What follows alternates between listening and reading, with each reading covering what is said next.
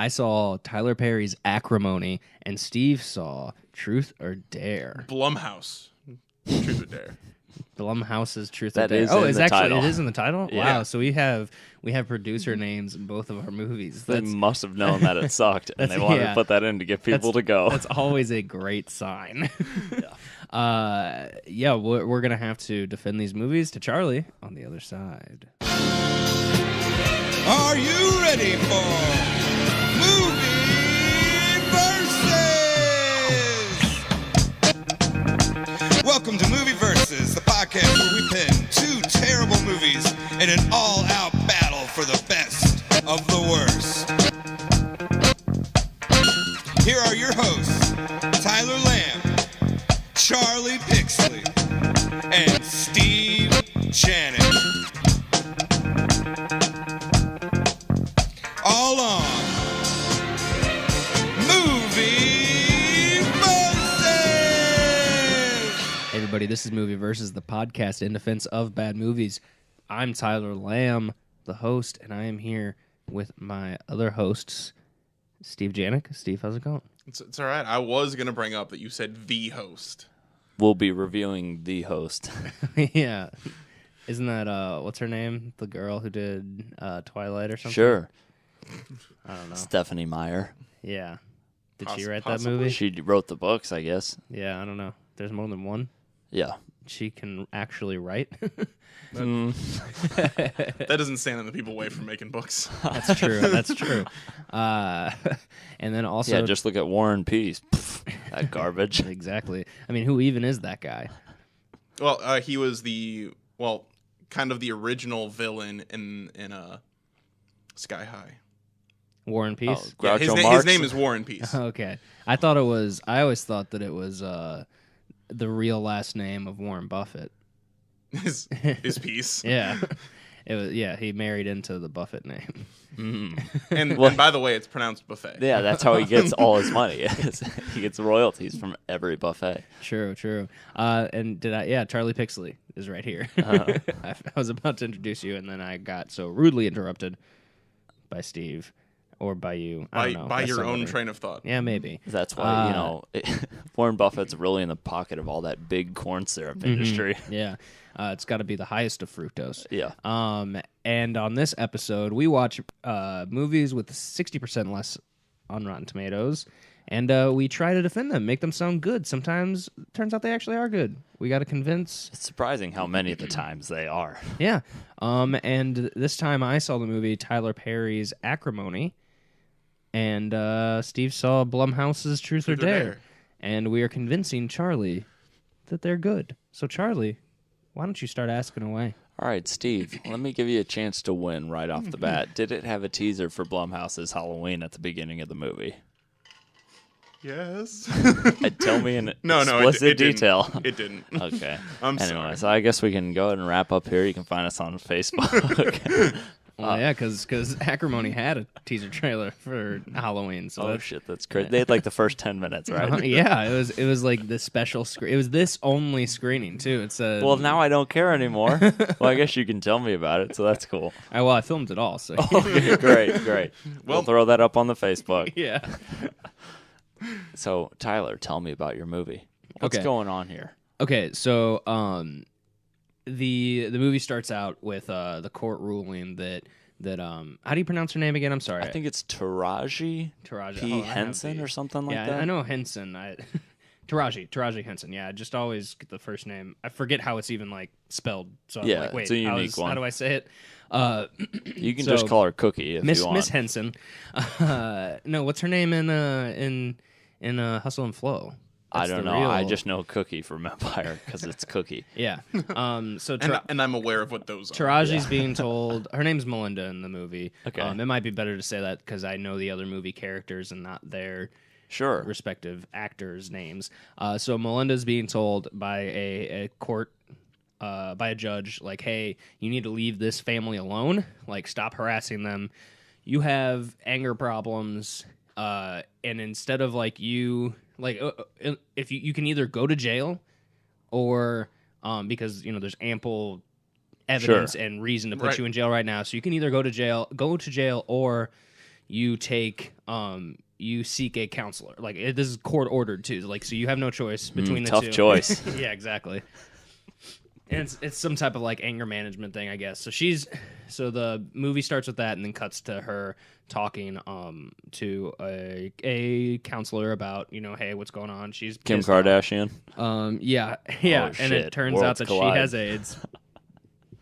No, because Kim Kardashian is in that other movie, right? The marriage counselor. Yeah. I think. Something like that. Yeah, the one where she ends up having AIDS Yeah. at the end.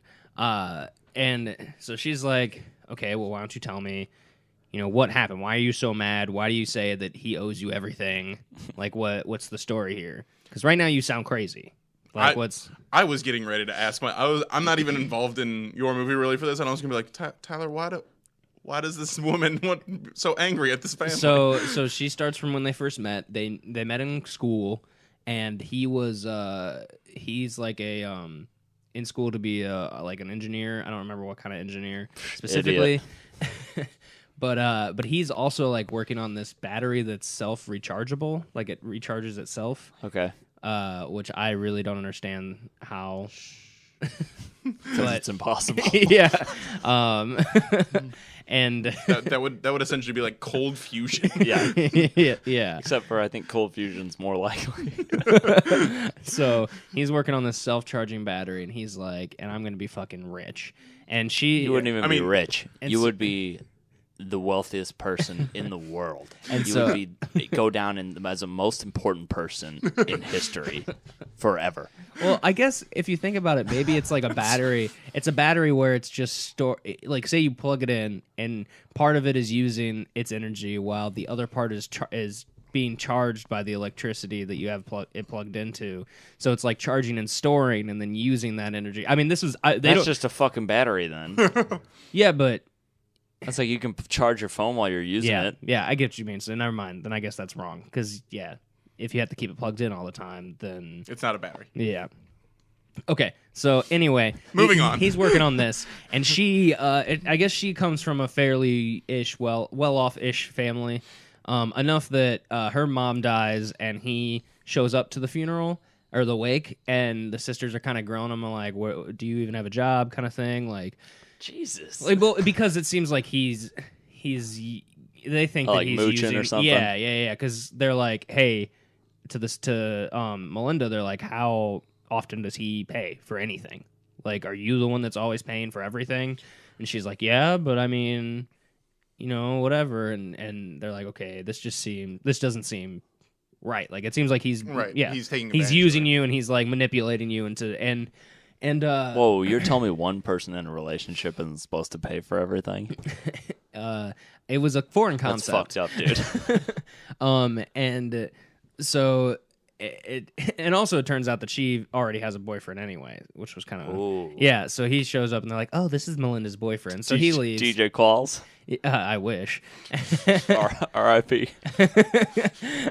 DJ Qualls is alive and well. Or Well, is- he's alive. I just hope he sleeps. I just hope he sleeps I well. was gonna say as well as he can be. But he has more money than all of us probably. Easily. So he's like leaving, and she's like, wait, you pretty much walked here, and she's like, I'll drive you home. Drives him home, and then they fuck. Of course, his house is so her boyfriend or this other guy? the other guy. His name's Robert, Okay. and he's the architect dude, the engineer. I'm sorry. And they fuck in his mobile home because that's where he lives, is a mobile home. If this home's a rockin'. Yeah, exactly. Come on and knock him because I'm probably in need of help. So and just fast forward a bit. I mean, they end up getting married, and oh wait, hold on, I can't skip this. I'm sorry. I just watched this movie, and I'm already skipping over details. Oh, there's so much So- content, clearly. So there gets to a point. So she gets her mom had a life insurance policy and left money to her, and it was like $350,000. And so Good chunk of change. yeah, and I mean right away they're like, he's gonna try to don't spend any of this money on him, what? And she's like, yeah, no, it's fine. She buys him a car so that he can, because he's like, hey, I'm trying to get a hold of this guy who is he like invests in stuff like what he's trying to do, but it's more like a lottery pick where like they pick somebody Right. and they're like they call him up and he's like, and you have to go, you have to be there, and he's like, but I mean I don't know how I could be there, and she's like, I'll buy you a car, so then if when you get this call, you can go, like you don't have to worry about like the train, you don't have to worry about if I'm not there, you can go. She probably got him something real modest, like a Fiat 500 or something, right? A Bugatti. Yeah, no, it was tomato. I think it was a convertible, but or no, it was like a convertible that had what are those called? Like the ones where the top pulls back. Is that all convertibles? Yeah. Yeah. Oh, okay. Never mind. Convertibles, anything where the top just comes did you back. mean- did you there's mean hard Corvette? tops and there's soft tops and stuff. What did you say, Steve? Did you mean Corvette? Like a No, Corvette it wasn't. convertible? It wasn't a Corvette. Okay. But it was like a Porsche 911. Something. Gotcha. Some real something low not- profile. Yeah. Nobody would really. But then Slumming it. he stops like contacting her that much, and she's His like, wife? I feel they're not married yet. Oh, okay, Yeah, I gotcha, skipped over gotcha. details. And so she's like, okay, I'm going to go. I feel like he's cheating on me or something. So she goes to his mobile home and sees. Sure enough, it's a rocket. Yeah, oh, yeah. He's fucking like a mad dog. And she rams her Jeep into the side of the mobile home until Nice. it knocks and tips over. Extreme versatility. Yeah. And they're like, what the fuck is going on? And it turns out, I mean, when she did that, she hit the steering wheel enough that like she got a bad concussion, I think. And also like it hit her abdomen hard enough that they had to give her a full-on hysterectomy like right then. Oh, Yeah, Because snap. it like damaged her ovaries or uterus or something like that. That's weird. The way she hit the Yeah. Yeah. and And so also, that sucks. yeah.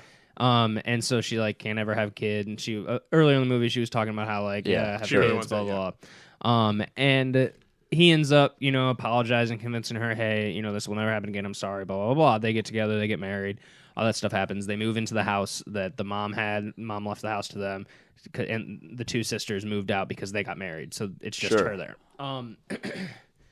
It ends up he never gets a job. They end up using all the money that the mom left, as well as some because of just credit card debt. balances over time, everything like having to repair stuff because he'll do an experiment and it starts working, but then it blows the fuse of the whole house, and so they have to get electricians to come in and fix the whole rewire everything, stuff like that. So it gets to the point where they're like, hey, like they're older, and pretty much the husbands of the sisters come to him and they're like, hey, like you really need to hunker down, get a job, like start actually helping out, all this stuff. They're like, we'll give you this job they have like a delivery company. Like you can work with us. We won't pay you right away because I think that there was some type of like he owed them something. So like, so you work for off the us debt and until you then- work off the debt, and then you can actually like start earning money and helping out more and stuff like that. But he's like, okay. So he's doing that. Meanwhile, he runs into the girl that he had that one night stand with, and she's working for the company that he's been trying to get a hold of. Who's this played by? Who played by? The lady. Oh, And who's the guy played by, too? Just out of Crystal curiosity. Stewart and Lyric Bent. I've never heard of any Okay, either of them. neither have I. And she's working for the guy, and so he's like, "Oh, hey, like, can we?" And they go out and get coffee to talk about, like, "Hey, can you hook me up?" Because he actually tried to get a job.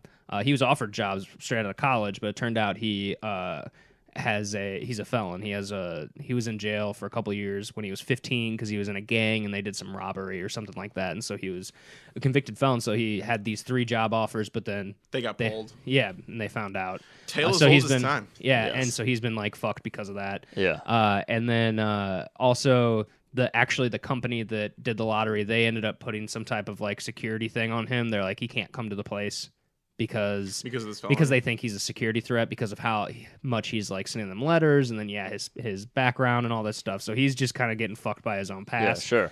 But he sees her and he's like, hey, you work for it. Like, let's go get coffee. They get coffee. They hang out. They talk. And he's like, hey, here. I think he gives her the tapes of like his research. He's like, here, you can check out like all the research I've done. Like, it just look at it. If you like it, then let me know. If you think you could do something with it, but if not, then that's it. He Like, gave whatever. her actual tapes? Yeah. Interesting. It's kind It's of just old school. And it's kind of bold considering they're they probably- can just like steal all of that probably research were- at this point. They probably really. were on DVDs. I don't really remember. Gotcha. I might have looked down at something or Take these I might have been laser discs. asleep. Yawned momentarily. And so, meanwhile, they're and then they go back. He's got to do a delivery, and she's been watching the tapes, kind of like, oh man, he actually has, a good idea. It looks like he's got like doing a lot of work on this. It seems to be doing, working out. And they're loading up his delivery car, and they're like, hey, you had to do this delivery on time because this is like our biggest client, and they're real sticklers about like getting it at this time, all this stuff. Like it can't be a minute late or anything like that. And he's like, okay, yeah. And one of the sisters who also works for the company is kind of like checking out the truck and looking through it and making sure it's good to go, and finds the wallet of the girl that he had cheated on when they were younger, because I guess it fell out of her purse when they went and got coffee. So they're like, oh, he's cheating on her again because of all this. So they tell Melinda, and she, of course, is not happy. She's a little perturbed. And I mean, that's up till this point, this is still kind of a reasonable situation. Really grinds my gears. And also, they're kind of like, they got the truck set up to a GPS because he works for the company. Understandable. And they're just like, they call in on him. They're like checking up. They're like, hey, we see you on the tracker. Like, is everything all good? And he's like, yeah, it's fine. There's just a lot of traffic. Like, but I should be good. And they're like, okay, cool. But then he gets a call from Peterson or something like that is the name of the company that would fund him. And they're like, hey, he wants to meet with you right now at 11:30. And he's like, oh, shit. So he makes the decision. He's like, I got to go right now. So he drives. And so they see the tracker and going back to his house where the prototype is that he's got to bring in. And so they're like, okay, we're going to have to head him off at the pass or something. And he pretty much, he like gets in and out, and they're like trying to stop him. He's like, no, I got to fucking go. He comes back finally. They gave him an offer for like $800,000 offer to be like, hey, we'll buy your licensing, all this stuff, $800,000 right now, and it's all good. And he's like, I'm not going to do it because I want to have like full intellectual control. Like, I don't want to sell away the property. I want to be a part of it. Like, I still want to be working on it, and I want it to be my thing. And he's like, okay, well then that's your decision. He doesn't take the offer. So he comes back, and they're like, so, we found all this. You're cheating. He's like, no, I wasn't. He's like, I know it sounds like bullshit, but this is what happened. She works for this company. I saw her. We went and got coffee. It must have fallen out of her purse. And I went there. I had the meeting today. I was like, he gave me this offer, but I didn't take it. And they're, of course, pissed because he didn't take the offer. And he's like, no, you don't understand. Like, I feel like he'll come back. He'll give me what I want. Like, and I can't just sell it away like that. And like, clearly, if they offer you that much, you're onto something then. Right. Yeah, exactly. So he's like, I can't just. Sure. And they're like, no, this is all. I can't believe you didn't take that after all the money. She gave away like the house that their house is being foreclosed. They're and all married at this stuff. this point, though, right? Yes. I mean, I can't say I completely disagree. Like, I understand where he's coming from, but I also understand where they're Yeah, coming yeah. from. She's. Like, They show. it's a real tough spot. A lot in the movie they'll show like accruing balance almost. Well, they'll show like how much money she has and then how much money she's spent on. And I think it was up to like over like $1.2 million that she's pretty much in the hole of, that he hasn't really put anything towards. And so he's like, she's like, I want a divorce. This is done, pretty much. Like, we're getting divorced because I think you're full of shit. Like, take as much as you can right now and leave. And he's like, okay, he takes some stuff. He leaves. They have a divorce hearing, and he's just like, they're like, you can have the car and your clothes, and that's it. And he's just like, no, you know what? I don't want any of it. Like, I just came here to tell you that I really did love you. Like, I tried really hard, but, like, that's all I wanted to say. And he's like, yeah, sure, you want the divorce? We'll have the divorce. And leaves.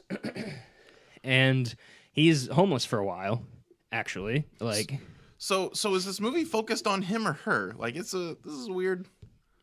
it's focused on her because she's telling all this stuff, and she's saying how he manipulated her into first off sleeping with him at the beginning because it was like the day of the wake and all this, so she was emotionally vulnerable, and he kind of like used that to kind of prey on her a bit, and then didn't like ask for things directly, but would like, do the whole like indirectly, like, oh man, I really wish I had a car so I could go to this on time. Yeah. Knowing that she had the money and all this stuff. So she is like, I think that he was manipulating me to do this. Sure. Never did anything for me. Sorry about that. It just No. I was and I know this is going a little long, and I apologize, but trying to wrap it up here. And so they're living their separate lives, but she's still kind of like thinking about him, like kind of missing him and all this stuff. Meanwhile, the girl that is the secretary finds out that he's been homeless, and she's like, "Dude, just you can stay here, like at least for a little bit. Like don't be homeless, whatever." Then it also turns out that the guy offers him like $1 million or something like that outright to buy the thing, but also he's going to be able to keep all intellectual property of it and still work on it and be there. And he pretty much this guy's just investing in him to do it, Sure. So what he wanted. Yeah, exactly. So he's like plus 200 more grand. He's like, holy shit, it fucking worked. Like finally, like my dreams are coming true, all this stuff. So he shows up to they don't really say how much time has passed, but it seems like a little bit. He shows up to Melinda's work and is like, hey, here, flower. She's like, oh, you borrowed a suit from somebody to make it seem like you're all blah blah blah. We're not getting back together, it's not gonna happen. He's like, okay, yeah, I understand, it's fine. I just wanted to come here and tell you, like, I did love you, like I wasn't lying to you. Here are some flowers. Here, I need to give you this, and it's a check for like $10 million. And it's like, this is like, thank you so much for all you did for me. When we were younger, when we were married, like all this stuff. Like, take this, please. And then here's the key. I bought your mother's house back, so here are the keys to that. So I hope that this pretty makes much up for. What a dick move, though. He's like, I hope this makes up for everything. Like, I hope that I'm not blah blah blah. And so she's like, oh my god, everything, like this is. And so she goes and yells at her. Hey, I could also write a check for $10 million and give. She said she called the bank and made sure. Okay, yeah, gotcha. Because she showed her. Steve. Thank you for everything you've done. All right, Tyler, hold him down. I'm going to cash it. Wait till next month, please. And she goes to her family and pretty much chews them all out because they're like, okay, first thing in the morning we're gonna call the bank to make. And she's like, no, I already called them. It's good. Like these are, and she's like, fuck all you guys for basically convincing me that he was a piece of shit. Like he really was. I should have stayed with him. Blah blah blah. So she's like, I'm going over there right now. Gets the address from the check. Goes to his place. It's this super swanky or probably condo, like really nice. Is this the scene where the other lady's like, I'm Yes. Mrs. So-and-so? Yes, it is. So she comes up like planning to fuck him hard. Has like a trench coat when underneath she has lingerie on kind of shit. Oh. And then this girl comes out and she's like, oh, I'm the fiance. And so she Is it the same lady from earlier? Yes. Okay. It's the same girl that he cheated on her with initially. So she doesn't recognize she Melinda? Okay, she does. Gotcha. Probably, yeah. But I mean, they didn't know each other still. Gotcha. And so this is when she starts going ape shit. She then thinks that like, he's a piece of shit for, basically for manipulating her emotionally by trying to make her think that he's good enough for her now. and then leaving and then buying everything that for this girl that he told her that he would buy Melinda. So she's seeing like Facebook posts of like them going to Paris. He's like, he told me we were going to go to Paris. He told me he'd get that house for us that they're in. He told me he'd buy, a yacht and name it after me, like all this stuff. So she's going like bananas. She tries to sue him, saying that like he got the offer before they were actually divorced, and basically that gets thrown out because they're like, we have so much information, like this isn't true. And then they get a restraining order on her because of all these like comments on the internet. It's kind of a funny moment because they're like, yeah, also we want this restraining order, and the judge is like, Miss Melinda, are these did you make all these comments? And she goes, I have the First Amendment right as an American or something like that. And I just thought that was kind of funny. Like, yeah, as long as you're not threatening anybody. yeah, that's what he goes. He's like, these are threats. Like these. And, that's pretty good. But so she gets that. They get. I also have my Fifth and Amendment. she's also super pissed because she goes to the girl's wedding, the bridal place, and goes in there, finds her dress, David's? and pours hydrogen peroxide in there or something like Okay. that. And so fucks up the dress, and they're again back in court, and she's like, she should pay the damages for the dress, the judge says, and the lady's like, no, it's fine, Your Honor. Like, it didn't fit anyway. This little guy's growing pretty quickly. And so she gets even more pissed because now, she's pregnant. And they end up getting married, going on like a honeymoon, like a yacht trip honeymoon, which seemed pretty A cool. yacht remember trip to seeing- Paris? Yeah. That's ridiculous. I remember seeing the boat scene in the trailer. So Yeah, and so then, Melinda shows up with a gun, shoots the dude, Jesus, and kills him? and makes all the guys jump off all the crew Like, members oh, jump okay. off the boat. They go and she's like, jump, and like, like it's pretty funny. we haven't even left shore yet. Just let us go off the dock. And then they push her off. So are you saying that she's like really embracing her inner anti-hero? Yeah. Wow. Wait, And so they force her off? the guy ends up pushing her off after an altercation. He pushes her off. Even though he's been shot? Yeah, Or was and it he's just like, oh, I'm bleeding out, and gets his wife to get in the rescue boat to go get the crew, like the rescue boat, but you know what I mean. Yeah. Like to go get the crew that have all been jumped off and come back. Meanwhile, Melinda is able to get back on and grabs an axe and starts chopping away, but hits the. When you say chopping away, is she like trying to put a hole in the boat, or is she just trying to fuck up the boat? on him. Oh, okay, carry on. Hits him in the leg, but she knocks the chain for the anchor, gets wrapped around her foot, and she gets pulled off out into the ocean and dies. nice. drops. Wow, that was Nice. a whirlwind I know- ending. But how does it end? I know that typically we don't do spoilers right off the bat, but yeah, that's the movie. Nice. Okay, Wow. so everybody else survives, Yeah. and are they just like, damn, she was fucking crazy? Well, they look over That's the boat. definitely and how just I go- would feel. They look over the boat and go, "What a goddamn shame." Are you serious? No. Well, I don't know, dude. Tyler Perry. And then there's a skull in the hurricane. Oh shit, Medea's skull. Oh, Gerd. Okay, Steve, your turn. I don't know if I can combat that. That was a world. No, anyway. So basically, there's a bunch of people that all go to college together. The main one is Olivia and Marky. Newton John. No, Olivia and Marky. Mark. They live together in the same house. They're all going to college together, and Olivia was going to go to do Habitat for Humanity for spring break, but Marky, her best friend, was like, "Listen, Let's go fucking party instead. no, she says, listen, Olivia, I already called in and like pretty much devolunteered you for it. I told them that you were sick and couldn't go. That you're a This big is- racist. You this hate is- poor people. Yeah. Or she's like, this is our last spring break together. We're about to graduate. Just come have fun with us. And before we go, like during the summer, before we all start our real jobs, everybody that's going on vacation will go with you and do Habitat for Humanity for 2 weeks. So like, we're not just like undoing your Yeah. volunteering." And she's like, "Fine, I'll go with you guys." And they go to Mexico and they're having a good trip. Like the kind of like the intro sequence is a collection of like videos and pictures and stuff of their entire trip in Mexico. And on the last night, Olivia meets, it's very clear throughout the whole thing that Olivia is kind of into Marky's boyfriend. She has feelings for him. And so on the last night, this guy starts talking to her at a bar, and as everything's closing up, they're like, "Man, it's our last real night in Mexico. I want to keep partying." Okay. So she runs into this guy, and he's like, "Well, I know this place that we can go and hang out. It's pretty cool."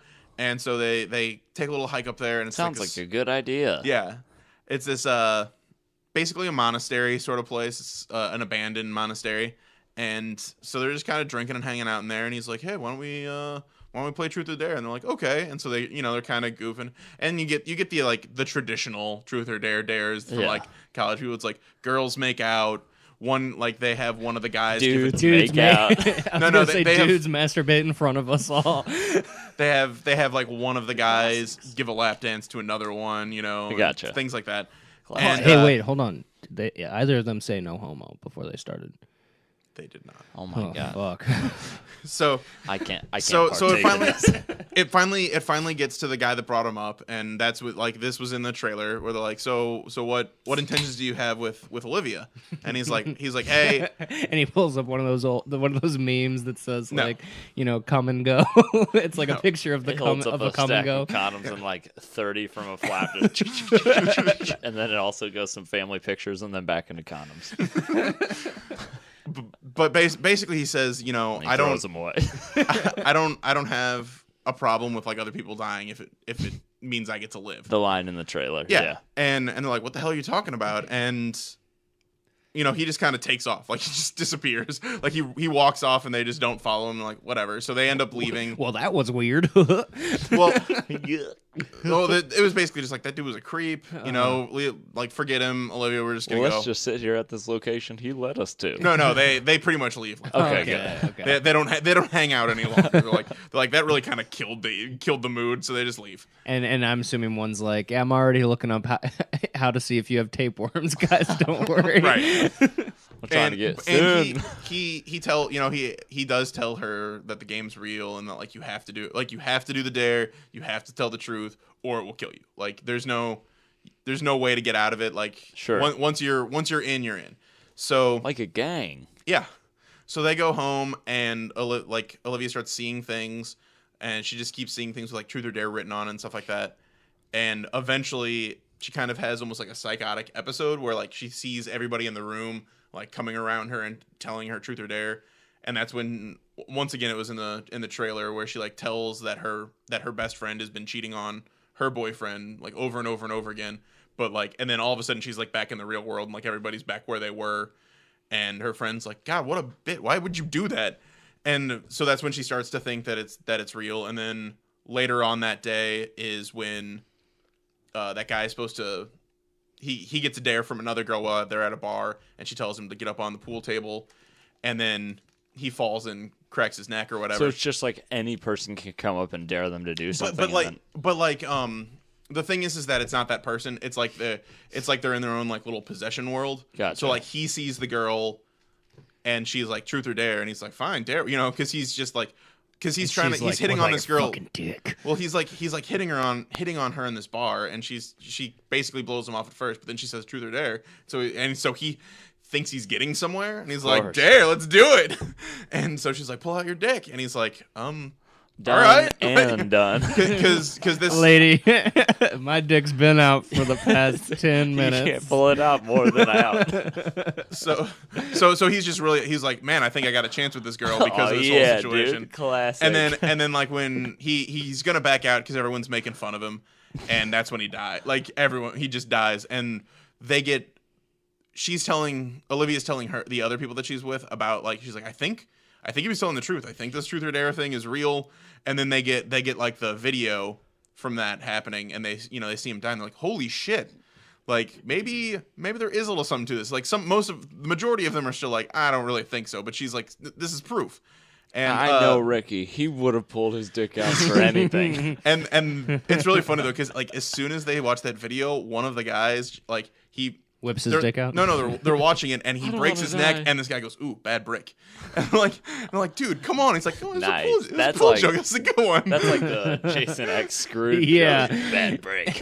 Yeah. He got screwed. So like everyone still doesn't really exactly believe her. I just hold on. You brought up Jason X. Have you guys?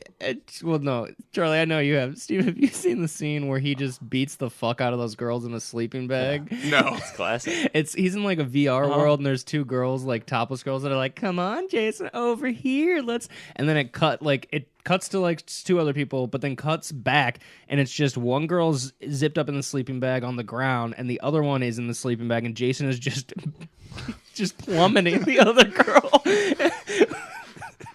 Okay. It's pretty I don't good. know. It's I hilarious. think he's done that in one of the other movies too. Because then that means that's his fantasy. Because that was it was like a VR world where you like live out your Yeah. fantasy or something like that.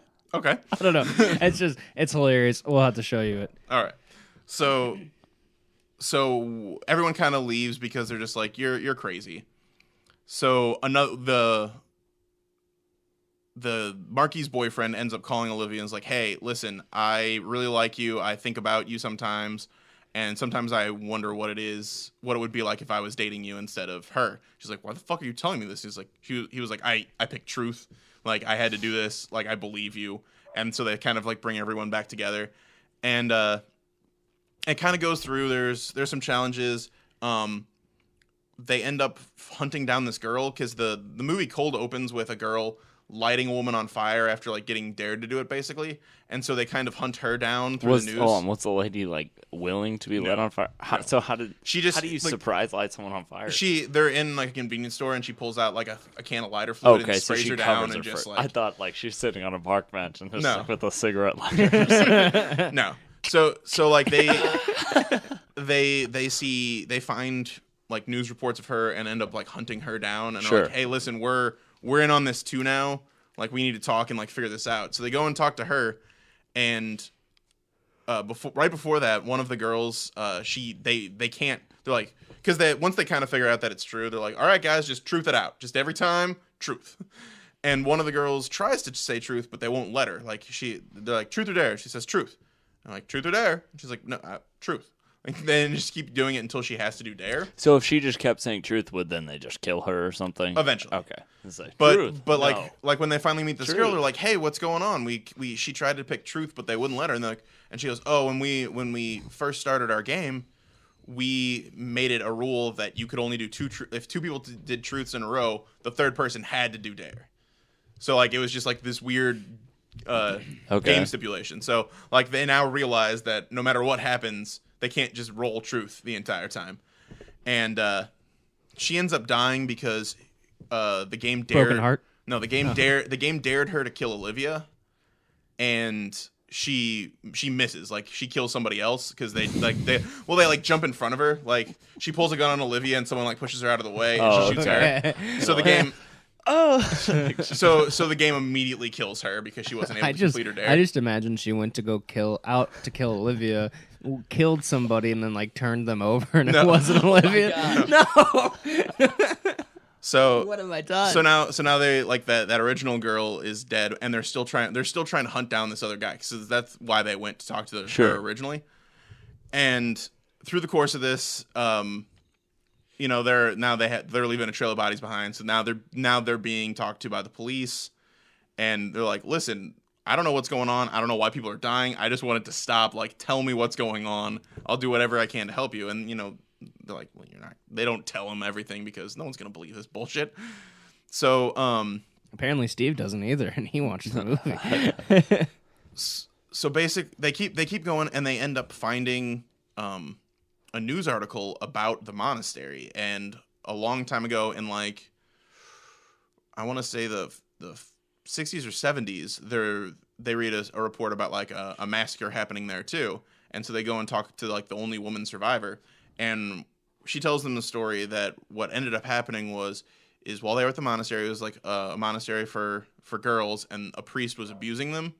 And one of the girls claimed she knew how to summon demons, and she summoned a demon to like protect them, and it killed the priest. But like the girl, since it was a girls' school, they would always play games and stuff, and they would play truth or dare. And the demon ended up being like a trickster demon, so he just ended up kind of getting tied to the game. So now like the demon's involved in like the truth or dare game, and that's why it's so deadly. And it would have been great if they like went and found like paintings in the monastery of like yeah, like, you know what I mean? Yeah. Like old like mural paintings of people playing truth or dare and like dying. I don't know. That would have been hilarious.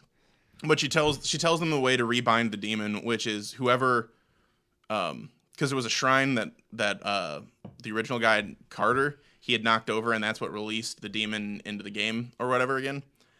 And so that he has to seal the demon by like saying the spell, and then he has to cut his tongue out and seal it in this jar, and that will rebind the demon. So they have to find him, get him back to Mexico, and like have him seal the demon off to get the thing. Because the whole point was he took them there to just get more people in the game so that he would have fewer turns in a row. Yeah. That was his whole plan. He was like, I just need more people going in between me so that I'm not immediately dead. And then so that's her plan. So it kind of plays out a whole lot like it's got like a real It Follows vibe. Sure. And it's kind of like It Follows, but it has more of the lore behind it. Yeah. And I don't know if you want me to like hit the ending now or if you want to save it for later. Go for it. Okay, so they end up taking him back to Mexico, and they get him through. He says the spell, and he's like cutting his tongue out, but the demon takes over Marky's boyfriend and ends up killing him, and then himself. So like, because he doesn't complete one of the challenges or whatever. So it's now just the two girls, and Olivia's like, "Okay, Marky, I got a plan. I got a plan. You just have to, ask me dare, and then don't do the challenge, and then I've got an idea." I dare you to live a happy life. Well, because it seems impossible. It seems weird because like once they originally asked the questions, like the demon is the question answer. It's like they no longer have control over the dares or the truths anymore. So basically, what they do is she gets Marky to do for a dare, like go for a dare, and she's like, "I dare you to shoot me" or whatever, and she doesn't. She's not doing it, so the demon takes control of her to kill herself. And when the demon takes control of her, Olivia gets Marky to shoot her in the arm so that she actually completed the dare, so she doesn't have to die. But now the demon's there, and so she asks it truth or dare to get it in the game. Okay. And so then she asks truth or dare. The demon says truth, and she's like, "How do I stop this? Like, what can I do to get this to stop?" And and the demon's like, "You can't. Like that guy broke the seal. He's dead now. Like we're beyond this now." And so she has a big YouTube following from like her from her Habitat for Humanity. You know what this is going. She makes a video, and then just anybody who watches the video is now in the game. So it's just like an infinite chain, so that like it's just gonna be so long before it gets back to her. So it is like It Follows, like how he sleeps with the hooker to kind of like create the chain where it's like impossible to catch up to. So that's the thing, is like she's just put so many players in the game that like she's at least she's got a good decade or so before she's gonna have to do a challenge again. And that's the end? That's the end. Is there a jump scare at the end? There's not. Okay. Where does the scene come in where I remember specifically the lady is having sex with the dude in the trailer and looks hella creepy, and then it's like, truth or dare, and she's got the messed up face. So the demon, its basic plan is that it wants kind some. of, well, no, it holds the dare, and like it holds the question until it's like real bad, like a real bad time for you in general. Okay. So basically, like the first time when she says, Marky's been cheating on Lucas, like it held the dare, it held the challenge until she was in the room with those people to like make it clear and like basically ruin their whole lives. So Lucas's dare, Marky's boyfriend, sure, it ends up being to sleep, or no, Olivia's dare is to sleep with Lucas. And then Lucas is the next in line. So while they're having sex, it gives Lucas the truth or dare, and he says truth, where and then he has to admit to Olivia that he actually loves his girlfriend more than her. So like, it forces him to sleep with her. Yeah, it forces him to sleep with her, and then it forces him to tell her that he doesn't love her. I swear it was the demon. Which I actually thought was like, because they're one of the guys is gay, and it like forces him to come out to his dad. And it's just, the guy with the pen. It was a pen. It was a pen. Damn. He was at an interview for med school. Okay. And his mother, father, sister, and uncle are all doctors too, and he's at a med school interview. And he's been stealing all of the prescription pads and like forging prescriptions to like kids at school. Sweet. And so like as he's leaving the interview, the interviewer gives him a truth or dare, and he's like, truth, whatever, because he's like, that's a weird question for me to be asked at an interview, because he's one of the one that doesn't ever believe this. Yeah. And the interviewer asks him whether or not, like, how long he's been forging prescriptions and selling them. And he was like, I don't do that. So, because he clearly, like, he's not going to admit to that in a med school interview. Yeah. So he lies, and then immediately the game takes over and kills him. Gotcha. And that's when he And meanwhile, the interviewer thought it was just because he had told him, like, yeah, I think you will make a great fit for this for this school. Well, and no, and keep in mind when someone's like taken over by the demon, like they have no knowledge, like they're only getting one side of the conversation. So like when someone admits to them something, they're like, wait, what are you talking? Well, then about? in that case, if the guy asked him how long have you been doing this, he could have just gone 2 years. Well, he didn't know what was going on. Yeah, but you see what I'm saying? No, yeah. Like, because If and then the interviewer just been 2 like years. 2 years, and he's like, oh, nothing. Yeah, I mean, if he had knowledge of what was going on, but like he was like, why would you even ask me that? Like, that seems ridiculous. Man, I think I'd almost be more tempted to do a dare if I thought it was just an interview, because I'd be curious. No. Like, my Yeah, interviewers are daring me to do With your dick out. But like the dares are like I said, How the much a dares year? are crazy. Like some of them are just like, at some points they are essentially death sentences or like the murdering of somebody else. Gotcha. Interesting. So, Tyler, what was the funniest part of your movie? Probably when those guys were jumping overboard because they had that edited scream in, them all jumping off the going, Wilhelm? and it was just funny to me because, I mean, I felt like jumping overboard was suicide also, Just be a and pain so in it's the like, ass. what? It would just be a pain in the ass, like to jump off a yacht. Like, man, shit. Yeah, but if you're in the middle of the ocean, Oh, were they out already? I was assuming they were still like no, docked they or were something. out. They were out. Yeah, that would suck. How did then. she get on the boat? Was she like And a they- stowaway, or did and- she like paddle up to it? Just And so they edited those screams in, and I thought it was weird that they would jump off the boat anyway, because I'd be like, you're gonna fucking shoot me, like either way I'm gonna die. Like, yeah, I'd rather get shot Yeah, I'd rather than get drown. shot than and And- just tread water but for then, 6 days. but then before also, I can.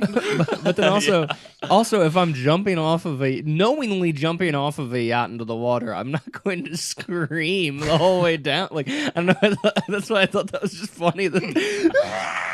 As if you got like pushed off and you're Yeah. like, ah. Probably held their noses too. Yeah, probably those fucking losers. Okay, Steve, what was the funniest part of your movie? So this probably shouldn't be funny, but Sounds like it should then already. Exactly. Marky's the main Olivia's roommate Marky. Her father committed suicide, so Wow, Steve, you're right. This isn't funny. there's this video of fuck, him dude? talking. There's this video of him talking to her that she constantly watches, like when she's having a tough time or whatever. She just like watches this video Sure. of her dad, and after the whole reveal that Lucas has to have sex with Olivia now as part of like the dare, Yeah. she like just gets real upset and takes off. And so she's off somewhere, and for comfort, she just wants to see her dad. So she pulls out the video. Oh boy, game. I think I And- know where this is going. Yes, The father image- does a truth or dare. the father does a truth or dare, and the dare, the truth or dare, like you don't really see what's going on. Or she says truth, and he's like, why do you? He's why like, do you whip still? your dick out. No, Why are you such a disappointment? he says, why do you still have the gun I killed myself with? And she's like, because sometimes I think about using it on myself. Like it's like a real. But then it just zooms in on the dad's face in the video, and he goes, maybe we should go get that. And I was like, oh my god.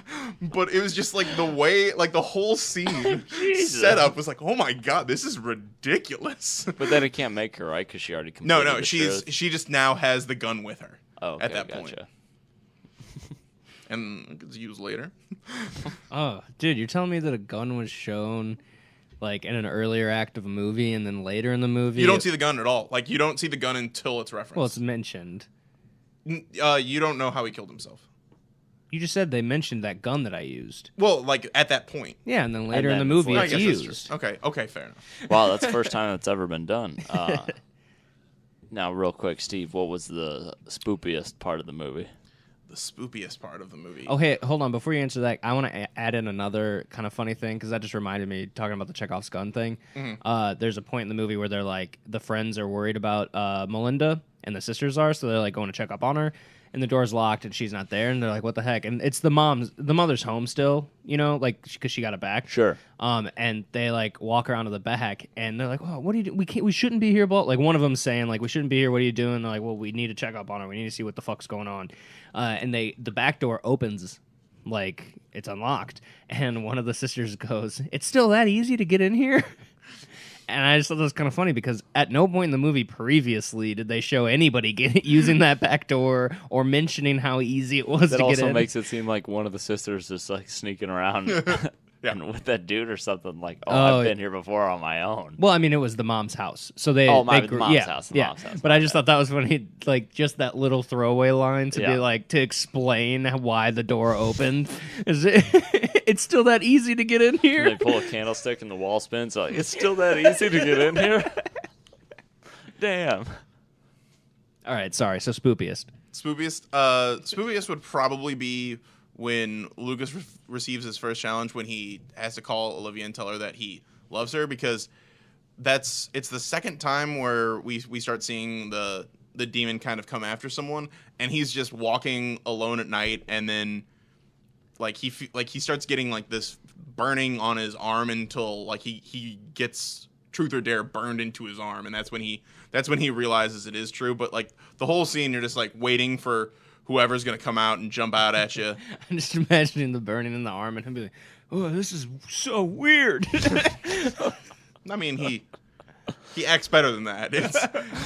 He mostly is just in pain. How did this happen? But it's in the middle of the night, and like up until this point, because we've seen like the movies and stuff, we just assume that it's got to be like a person or something. Yeah. Because even though Olivia did see like a bunch of signs that say truth or dare, like when she finally got the question, it was from a person. So it's in the middle of the night, it's super dark, and you're just waiting for whoever it is to come out, like jump out.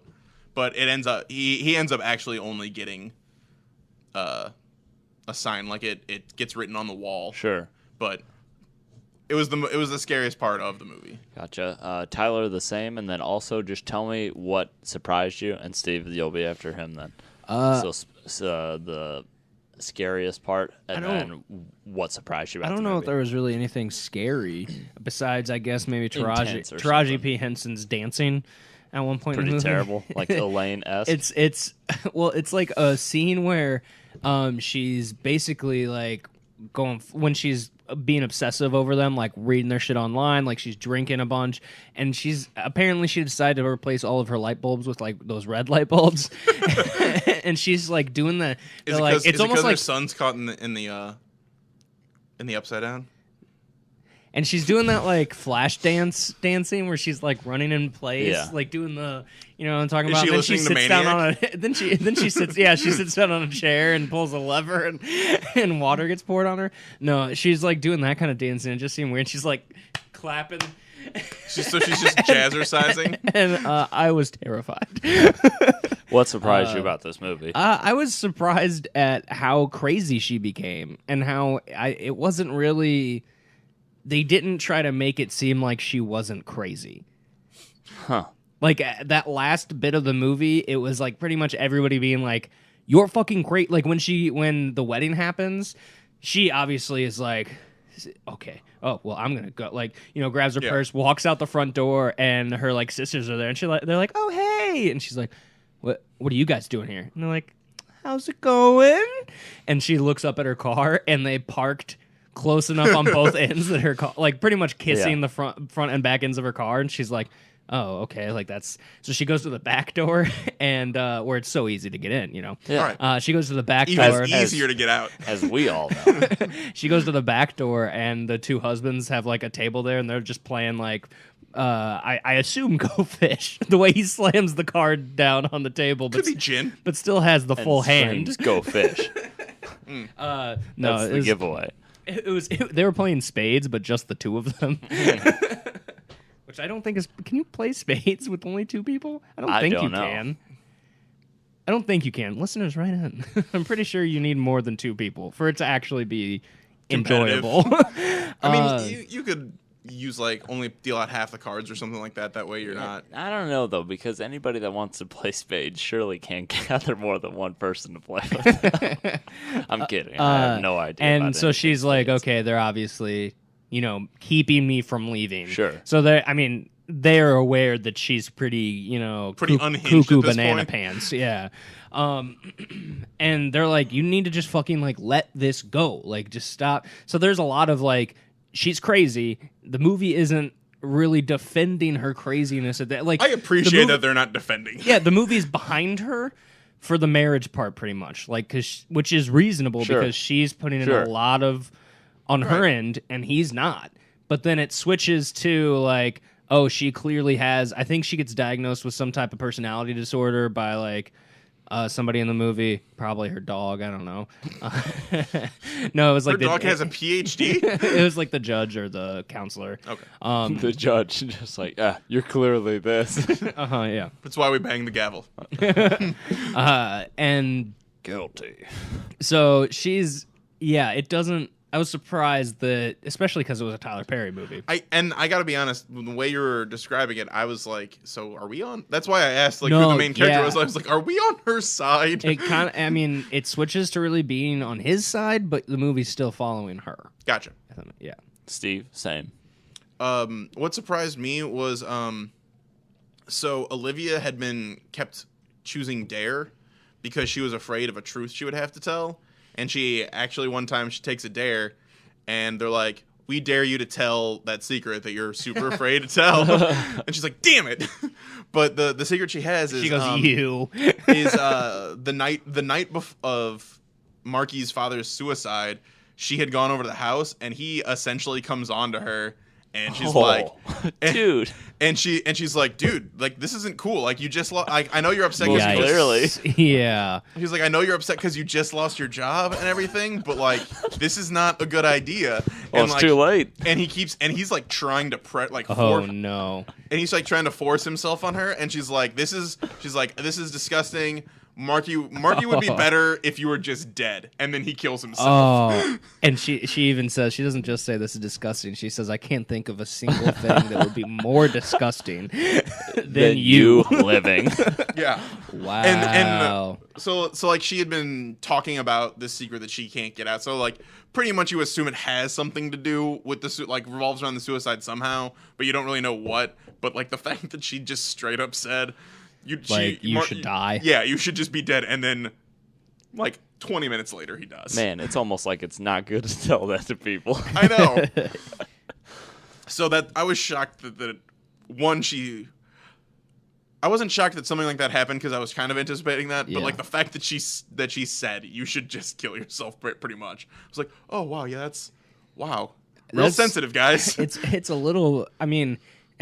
Like her saying you should kill yourself makes him killing himself a tiny bit better in my mind, because I thought it was gonna be she's like, no, get away from me, you creep, and then he kills himself.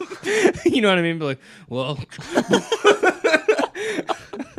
which would have, I mean, like, you know what I mean? Like the that would have been a little bit more like fucked than her being like, go fucking kill yourself, and him doing it, because that almost sounds like a 13 Reasons Why.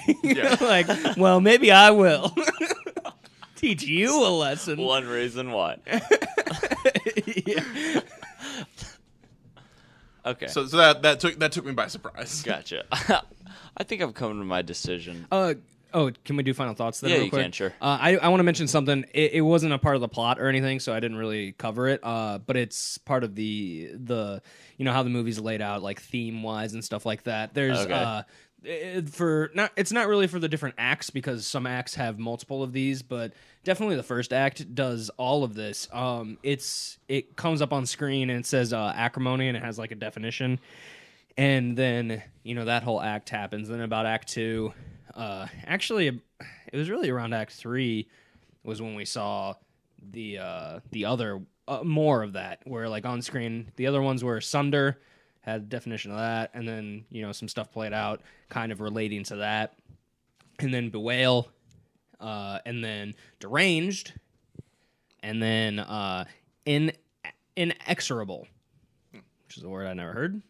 But yeah, that was just a thing Just in the for movie. like each yeah. act of the movie or so. Well, I mean, yeah, I wouldn't even say each act because, just, like like, I scene said, breaks. Acrimony lasted probably at least the first 1.5 acts of the movie because Gotcha. the next one didn't come up until they got the divorce, which was much longer down the Gotcha. line. Okay.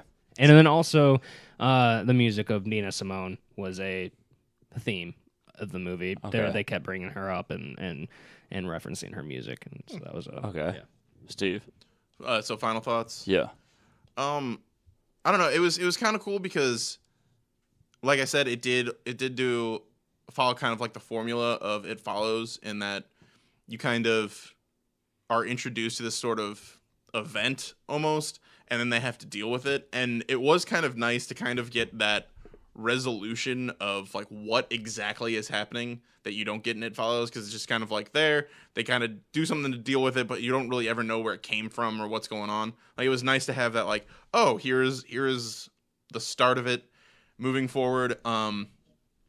And it was kind of interesting to see, with a larger amount of people that were involved, like how they were trying to like rally together and figure out ways to try and get out of screwing themselves over. Sure. And so that was neat of them like trying to come up with plans to sidestep the rules as best they can. Okay. All right, I've come to my decision. All right, yeah, let's hear it. So it has gone both ways a bit, and I think I have some rationale behind my decision. Which is always good. But fuck it. I flipped a coin while you guys weren't looking under the table, and it landed on its side. So I quit the podcast. I'm gonna go with Acrimony. Okay. And Wait, Acrimony. That's the one you saw. Oh, you mean Tyler Perry's Perry's Acrimony? Acrimony. Oh, okay. Yeah. So I think in all reality, I would have been more likely to see Truth or Dare, and I Yeah. think Steve is doing a good job defending it, but it still feels like bullshit. But you know it's bullshit because he spent the whole movie with his eye covering his eyes. And I think Tyler, I think you're still lying about your movie a bit, but the concept of watching in my mind a revenge movie where the person getting revenge is not the good person intrigues me. I honestly don't think that I've even laid out an opinion of this movie.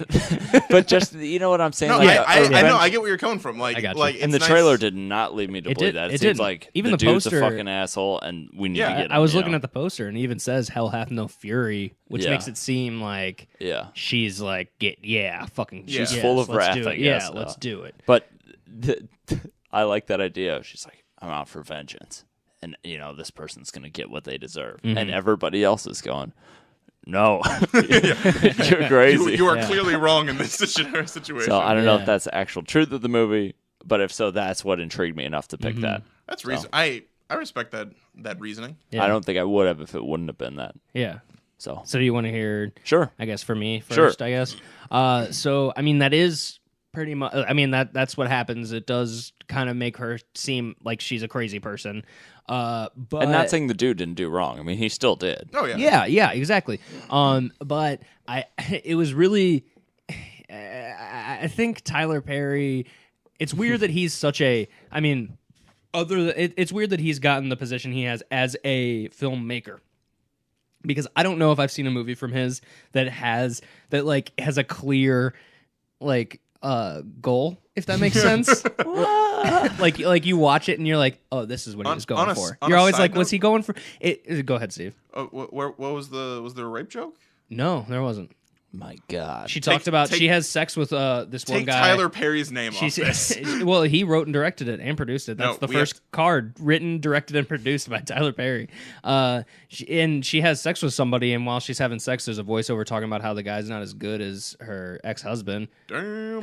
And then, of course, she comes back with him like, for such a big guy, you got a little dick. Oh, did they? And he play throws air his horns? cards on the ground, and he's all mad. Wait, that's after he had sex with her? Yeah. And what? Mm-hmm. It was just a one night stand? No, it wasn't. They were like together. Okay, so if Yeah. it was a one night stand, that would be fun if he's like, whatever. Okay. Yeah. And Joke's on who? So what I'm saying is like it's weird because you watch these movies and you're like, okay, was he going for this or was he going for this? And both are on the opposite end of the spectrum. You know what I mean? Like it's because I didn't know if he was going for.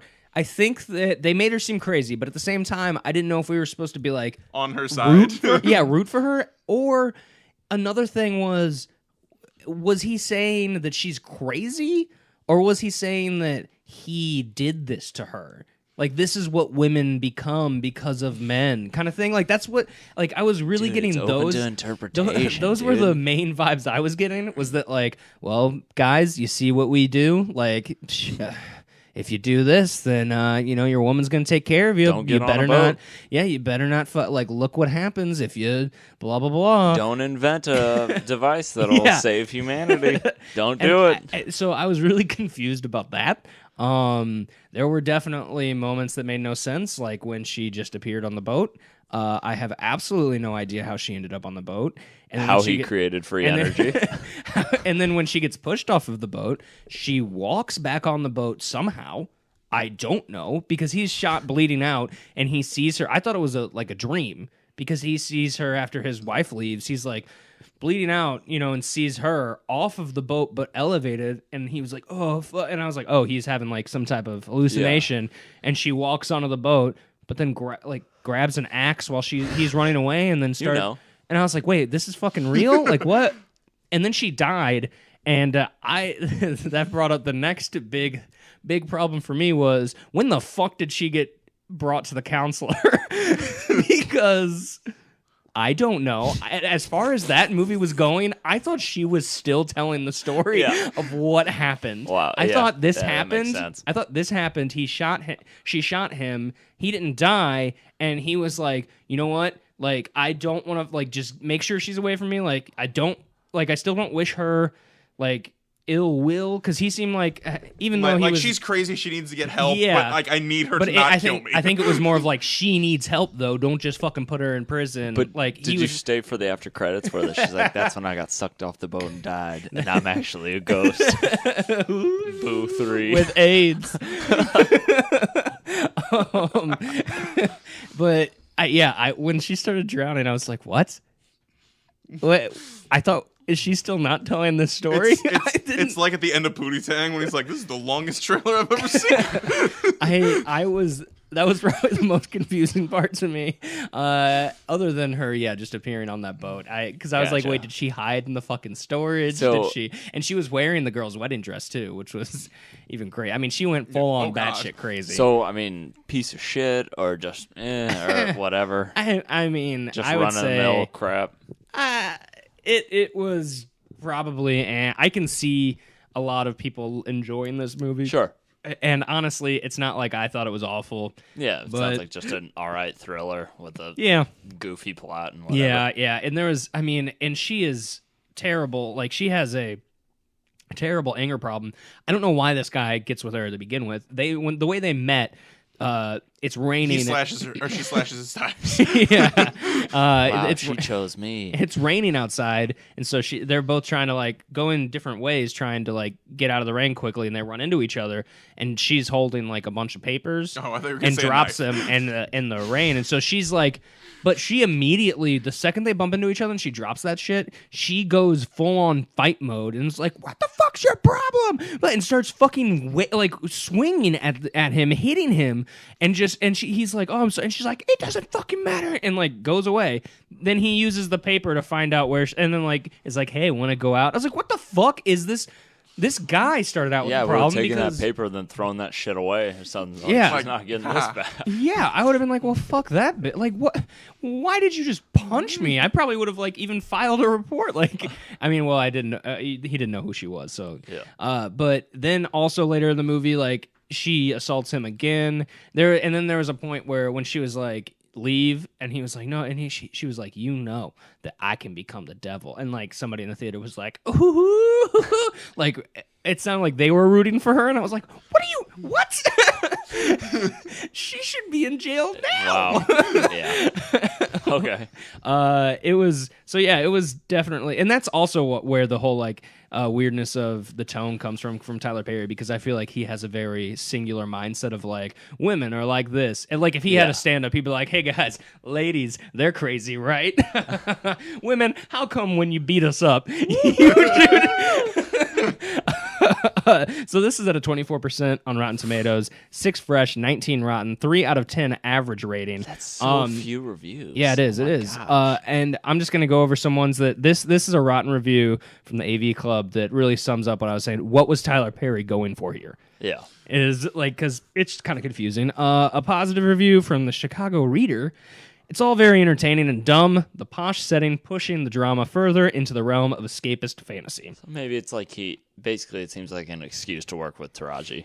Yeah. Like, okay, I'll just make a movie for you. Like he wants to work with her. Clearly, there she's was popular. One review from the Egert and Robert. What's the guy? What are their names? What are their full names? Roger Ebert. Roger Ebert. Yeah, Roger Ebert's website has like movie reviews, and a review of that. Somebody said that she deserves better. It was just Taraji Henson deserves better. A little. It sounds like this was Tyler Perry being like, okay, so people like 50 Shades of Grey. What is it that they like about that? Like the unhinged character? I can do that. This review, a little less acrimony and a lot more time away from Perry might do us all a world of good, which I think that's a little harsh. And then there's a positive one. On the whole, it's ridiculous, incredulous, and outlandish, but at least Perry knows how to make his practically trademarked brand of crazy, valued clapback entertainment. Clapback. And then I'll read this one just because I saw it mention this. Compared to, say, Boo, a Medea Halloween, Acrimony actually had a bit of promise. But it's even more of a disappointment because of the fact that it lives up to absolutely none of it. And then, Steve, if you go into your real thoughts, and I'll hand you the laptop here, and so you can look at... So the concept isn't terrible. Like I said, like as I was watching, I was like, this is just It Follows. Sure. And that's not terrible. Like I don't necessarily know why they tied it to Truth or Dare. That seems like a misstep. Yeah. But like it kind of makes sense, and it's kind of cool, like with the way they tie it in, because like the whole point of Truth or Dare is to either like make someone do ridiculous things or like actually pull out secrets from them. Huh? Yeah. And this was like a It's way to that get actually other middle schoolers to reveal their crushes. right. Huh? What? I thought it was to like go Shut into up. a closet and make out for No, 7 minutes. That's 7 minutes. God damn it, Tyler. Let's But- heads up, 7-Up. But like the fact that it actually has to, like, you can't lie, you can't do anything, it actually does kind of create like an interesting dynamic. The problem is that the whole face thing was ridiculous. There was like 6 times when it happened in the movie where the entire theater just laughed. Yeah. Like there's bad. one time when it happens with a dead body in the hospital. Oh my Like God. he stands up and like does it to the guy, and I was like, and when it happened with like pretty much anybody, the entire audience. We were just talking started about that laughing. last episode with a Quiet Place and the Yeah. monsters, where it's like, with a movie like that, it's if you're bad guy Comes on screen and you laugh. Yeah, that is not good. Right. You gotta stick that landing, Right. or else you're doomed. So because it was just like ridiculous, and then the scene where they talk to the woman that it happened to, and she like tells them Sure. everything. Like she was the one that did it, so her tongue was out, and they just like made this big spectacle of her being unable to talk. And then when she opens her mouth and her tongue's gone, She was like, "Yo, what up?" yeah, like the whole thing like didn't make a lot of sense. Wait, she just spoke normally? No, she Oh, just like you said- like she was like writing on. a Okay, piece of you paper and said handing it to him. yeah, and I thought That's just how I get you to shut up. fair enough. But Yeah. So anyway, I thought what was going to happen at the end, which I thought was going to be a better thing, is like once she gets the demon in the game, I thought they were going to try and set up a situation where they can ask the question again, because like I don't know if the demon can ask itself things. So I thought they were going to set it up so that since there was only 2 of them left, they were going to get to a position where they go truth, and force the demon into a dare, and then like dare it to end the game or something. yeah. And I was like, I thought that was where it was going, but instead they just do this YouTube video where they just like add infinitum players into the game so that they just have longer time before it's them. What jackasses? Yeah, I know, that's a real dick move, because All like right, if get Blum on the phone. which is kind of ridiculous, Blum? because at the very beginning of the movie when they start Truth or Dare, Olivia is asked whether like if aliens came down and said, they can either kill all of us sitting here or kill all of Mexico, but we get to leave. Like, which would you do? And she's like, well, I would choose us, because I can't, The you greater know, good. yeah, I can't go against the greater. But then at the end, she does exactly the opposite. she sacrifices the entire Dude, world. It's called character growth. Jeez. So I just thought like the writing was ridiculous. Character shrinkage. When the alcoholic girl is like walking around the edge of the house, she has to drink an entire fifth while walking around on the edge of the roof somewhere. Cakewalk. Yeah, I was about to say I do that every weekend. While she was doing it, like they're on the ground. I'm like, okay, get someone to like try That's to catch just her for if she breakfast. falls. Like get someone to catch her if she's gonna fall. And like Olivia's like, hey, until she like looks at her and I was like, first of all, that's dangerous. She's like, we're here for you. And I was like, don't do that. Like, she's going to die if you do this. Hey, dude, it was real important that she knew that. And then as she's like going around, there's a wrought iron fence like in between the Oh, two buildings. yeah. And so like you're just like, oh, she's gonna get impaled on this shit. So like Olivia's like, okay, we got to get rid of this fence. So they don't have the keys for it. So she just gets in her car and knocks it down. I was like, that shit is bolted to the house. Like, you were just going to knock this girl off the building. Like, these are terrible plans. Yeah. Okay. So what's that RT score? It's 15% tomato Holy meter. shit. Is there a critics consensus? What's the average review or the out of 10 rating or whatever? It's 3.6 out of 10 with 122 reviews. Damn. That's a lot more than. Is there a consensus? It's like 10 times more, I think. 18 fresh, 104 rotten. Wow. Critics consensus: Truth or Dare's slick presentation isn't enough to make this mediocre horror outing much more frightening than the average round of the real life game. Wow. All of the most brutal scenes in the entire movie were those things in the trailer. Sure. Like, there was nothing even come close to any of those things. Yeah. While you're looking over some of those reviews, I think that they saw that they were able to get Happy Death Day, some positive stuff, and so Yeah. they were like, hey, if we put out this other ridiculous named thing out there, I bet you, we could. Yeah. So what do you got there? Lightning doesn't always strike twice. Yeah. What do you got there? Those brief bits of digitally inserted spookiness are the only glints of interest in a plot that otherwise makes more Mexican border crossing. It's where the game starts than an alarmist Trump speech. I mean, they do go back and forth into Mexico a whole bunch into this movie. I know we're already like long on time here, running out, but Well, I found a fresh one. okay, go for it. There are some sloppy rules I and accidentally failed clicked emotional fresh beats. and I can't go back. There are some sloppy rules and failed emotional beats, but if you're a genre fan watching Truth or Dare for the clever concept and inventive kill scenes, there's some fun to be had with this Blumhouse release. Okay. Are there any more you think that are worth reading? Let me see. Yeah. But anyway, yeah, I saw Blair Witch, the new one. Yeah. And there's a scene in it where they find a tree that was like knocked over from getting struck by lightning, and they said something. They're like, "What the heck? How could it like do it like that?" And one of the characters goes, "Well, sometimes lightning will connect with the ground and come back up."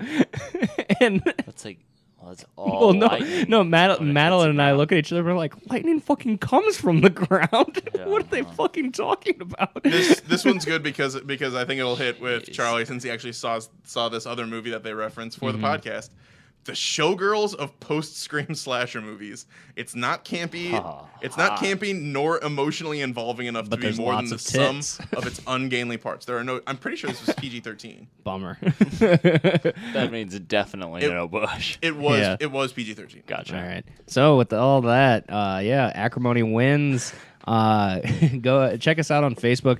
I want to show you guys one picture. I'll put it on the Facebook. I took a picture of the screen because this was so ridiculous to me. I'll show you guys real quick, and I'll post it on the Facebook. You guys can get a little reaction. This was a scene from the movie Acrimony. Oh my god.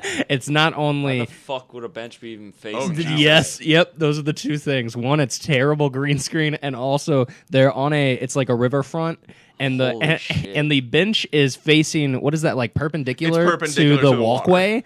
So the walkway has just a bench in the middle of it. Also, why not just film there real quick? You can find those in most cities. Yeah, Just there go were film there. a couple scenes where they were at like a waterfront, and it was terrible back. And then the yacht scene, it was clearly shot in a studio. On a studio lot, where they filled water up somewhere, because the water did not look like ocean water. It was really weird. Wow. Okay. Great. Yeah. I'll post that up on the Facebook, so go check that out. Other than that, you can email us at Gmail, Movie Versus Podcast, on pretty much all the socials, but Facebook, easiest to reach at, and we'll start posting we talk about trailers in the prequel episodes. We'll have to start posting those trailers that we talk Yeah. about so that everybody's in the know. Other than that, we got to go see Rampage. Yes. Yeah.